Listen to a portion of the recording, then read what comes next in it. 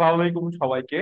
আমাদের বিভিন্ন অক্সাইডের নামকরণের বিষয়ে একটা প্যারাযুক্ত একটা ছক আছে, দেখবা হাজারি স্যারে বা যে কোনো বইতে এটা আছে, যে অম্লীয় অক্সাইড, ক্ষারীয় অক্সাইড, নিরপেক্ষ অক্সাইড বা প্রশম উভধর্মী পলি অক্সাইড।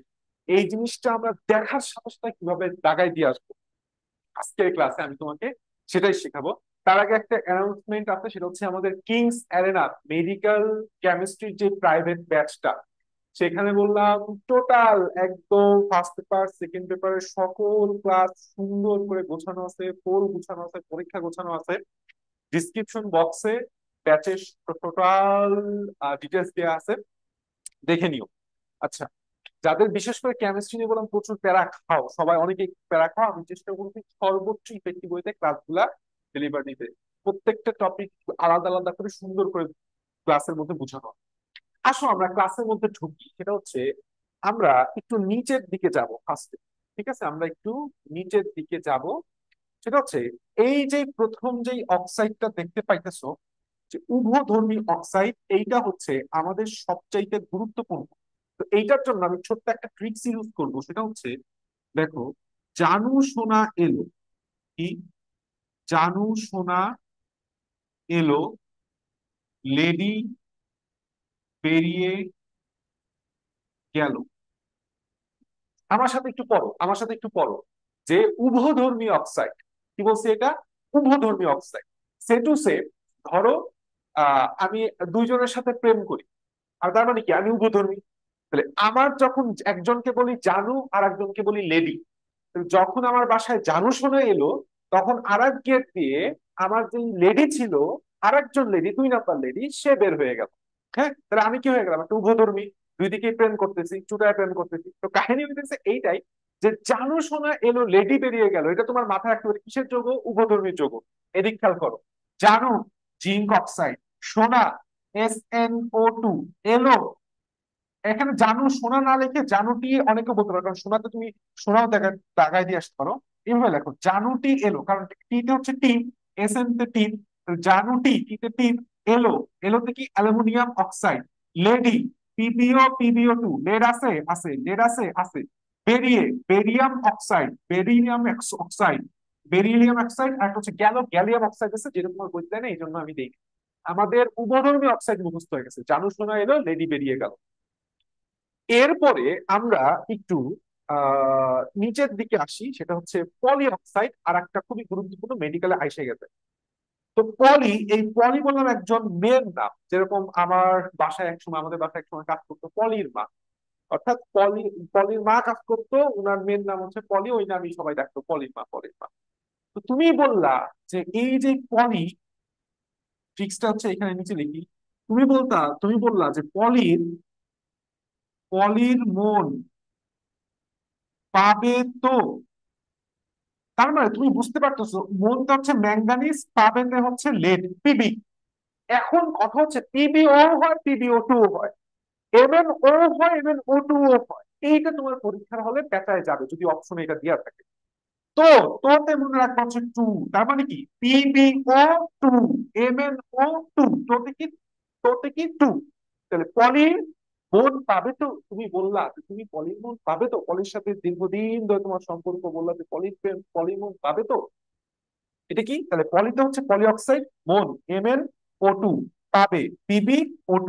PbO2 একই সাথে একটা উভধর্মী অক্সাইড, অম্ল ক্ষারের বিচারে, আবার একই সাথে পলিঅক্সাইড অক্সিজেনের বিচারে। এটা নিয়ে প্যারা খাওয়ার কিছু নেই, অক্সিজেন দুটো একসাথে থাকবে না। এখন আসো, সেটা হচ্ছে আমাদের এই যে পার অক্সাইড আর সুপার অক্সাইড নিয়ে যে কাহিনী। দেখো, অক্সিজেন এর সাধারণ যে যত অক্সাইড আছে, সাধারণ অক্সাইডে তার জারণ মান কত? -2। অক্সিজেন এর পার পার যতগুলো অক্সাইড আছে, পার অক্সাইড, পার যুক্ত যত অক্সাইড আছে, দুই দিয়ে ভাগ করে দাও, -1। আমরা বলি না পার কিলোমিটার মানে কি 1 কিলোমিটার, পার সেকেন্ড মানে কি 1 সেকেন্ড, পার মানে 1। আর একটা আছে সুপার। ঠিক আছে, কি পার? সুপার। সুপারটা কি? এটাকে আরো -2 দ্বারা ভাগ করে দাও, অর্থাৎ -1/2। তোমার কিচ্ছু জানা লাগবে না, তুমি দেখবা যে সেখানে অক্সিজেনের জারণ মান কত। এখানে সোডিয়ামের কত? +1, +1 হয়েছে না? তাহলে +1 আর এই পাশে +1, তার মানে দুইটা আছে সোডিয়াম, তাহলে দুইটা মিলে হয়ে গেছে +2। তাহলে অক্সিজেনেরও কত হইতে হবে? -2, যেহেতু দুইটা জারণ সংখ্যার যোগফল 0। তাহলে -2 হইতে হলে এখানে অক্সিজেন আছে কয়টা? দুইটা, তাহলে প্রত্যেকটা কত হবে? -1 -1। দেখো প্রত্যেকটা অক্সিজেনের জারণ সংখ্যা কত? -1। -1 হলে কত? 5। অনুরূপ ভাবে বেরিয়াম অক্সাইডের নিজেরই হচ্ছে +2। বেরিয়াম, ওই যে বেরিয়াম, ম্যাগনেসিয়াম, ক্যালসিয়াম সবাই তো দ্বিতীয় গ্রুপের, তাহলে অবশ্যই জারণ মান +2 হবে। তাহলে এইখানে কি হবে? অক্সিজেনের দুইটা, তাহলে -1 -1, দেখো minus. Super oxide potassium super oxide বা সোডিয়াম সুপার অক্সাইড, পটাশিয়ামের কত? +1। তাহলে এইটার কত হবে? -1 হইতে হবে।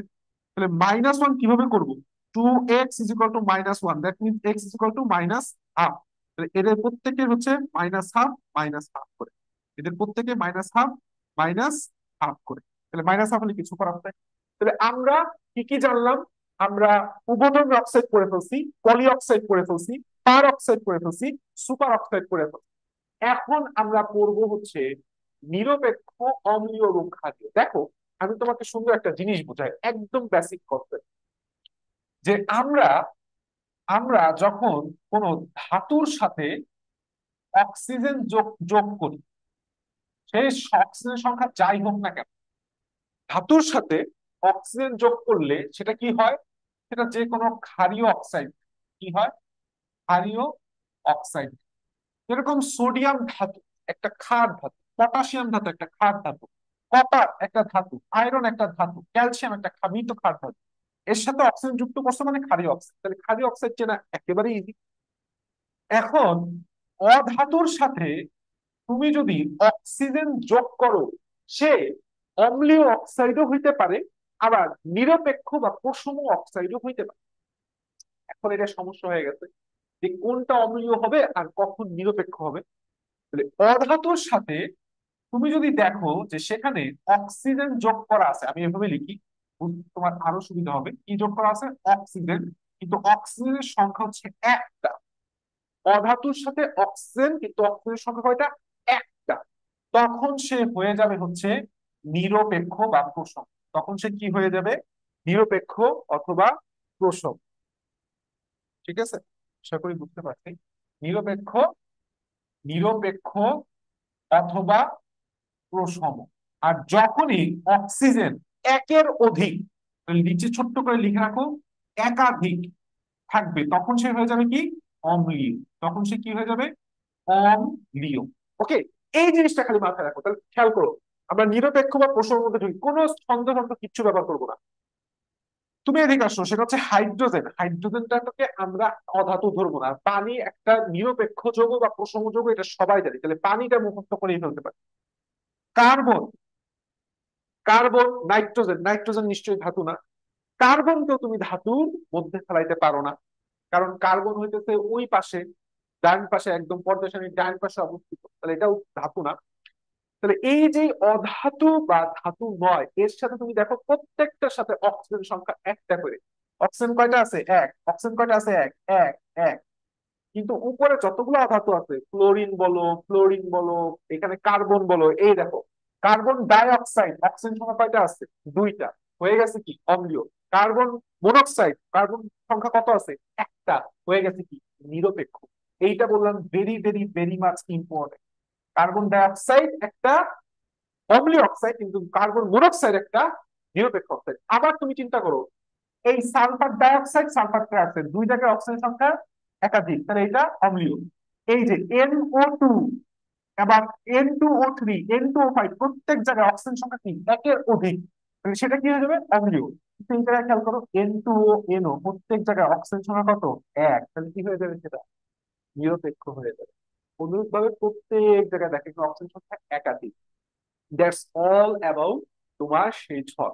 এটা যদি তুমি জাস্ট মুখস্থ করতে পারো, আমার আমি যেভাবে পড়াই দিচ্ছি, এই ক্লাস করার পর তোমার ইনশাল্লাহ আর কোনো সমস্যা হবে না। ঠিক আছে, বেস্ট অফ লাক। আর সেটা হচ্ছে আমাদের বললাম স্টিল নাও 499 টাকার ডিসকাউন্টটা চলতেছে। কেমিস্ট্রি যারা ভর্তি হতে চাও, ডিসক্রিপশন বক্সে সব কিছু ডিটেলস আছে, নক করলে হবে। ঠিক আছে, বেস্ট অফ লাক, টাটা।